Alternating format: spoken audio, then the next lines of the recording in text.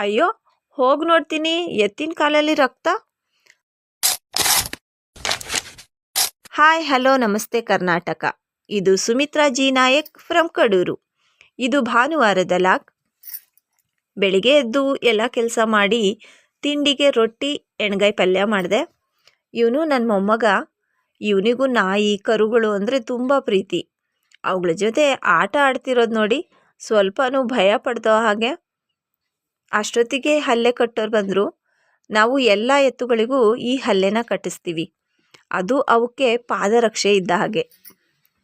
ನಾವುಗಳು ಹೇಗೆ ಕಲ್ಲು ಮುಳ್ಳು ಇದ್ದರೆ ಕಾಲಿಡೋದಕ್ಕೆ ಭಯ ಪಡ್ತೀವೋ, ಅದರಿಂದ ರಕ್ಷಿಸಿಕೊಳ್ಳೋದಕ್ಕೆ ಸ್ಲಿಪ್ಪರ್ನ ಯೂಸ್ ಮಾಡ್ತೀವೋ, ಮೂಕ ಪ್ರಾಣಿಗಳಿಗೂ ಆ ಭಯ ಇರುತ್ತೆ.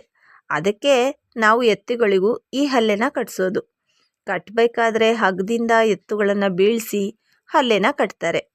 ಕಟ್ಟಬೇಕಾದ್ರೆ ರಕ್ತನೇ ಬರ್ತಾಯಿತ್ತು. ಪಾಪ ಅನ್ನಿಸ್ಬಿಡ್ತು. ಹಲ್ಲೆ ಕಟ್ಟೋದಕ್ಕೆ ಬಾಣಾವರದಿಂದ ಅಜ್ಜಪ್ಪ ಬಂದಿದ್ದರು. ಅವರಿಗೆ ಟೀ ಮಾಡ್ಕೊಂಡು ತಗೊಂಡು ಹೋಗಿ ಕೊಟ್ಟೆ. ಹಾಗೆ ಮಾತಾಡ್ಸ್ಕೊಂಡು ಬಂದೆ.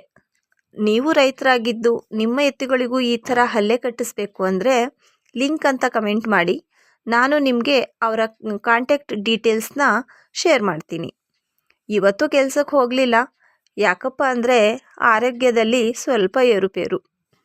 ನಮ್ಮ ಪಕ್ಕದ ಮನೆಯವರು ಅಡಿಕೆ ತೋಟದಲ್ಲಿ ಮೊದಲು ಹೊಂಬಾಳೆ ಹೊಡೆದಿತ್ತು ಅಂತ ಪೂಜೆ ಮಾಡ್ಕೊಂಡು ಬರೋದಕ್ಕೆ ಪೂಜೆಗೆ ಕರೆದಿದ್ರು.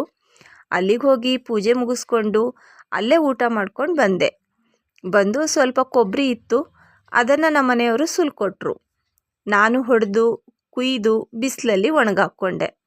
ಯಾಕಂದರೆ ನಾವು ತಲೆಗೆ ಹಚ್ಕೊಳ್ಳೋಕ್ಕೆ ಮತ್ತು ಅಡುಗೆಗೆ ತೆಗೆಸಿರೋ ಎಣ್ಣೆನೇ ಉಪಯೋಗಿಸ್ತೀನಿ. ಕೊಬ್ಬರಿ ಒಣಗಿದ ಮೇಲೆ ಎಣ್ಣೆಗಾಣಕ್ಕೆ ಹೋದಾಗ ಅಲ್ಲಿನ ವಿಡಿಯೋ ಕೂಡ ನಾನು ಅಪ್ಲೋಡ್ ಮಾಡ್ತೀನಿ. ಇದಾಗಿತ್ತು ಇವತ್ತಿನ ನನ್ನ ಲಾಗ್.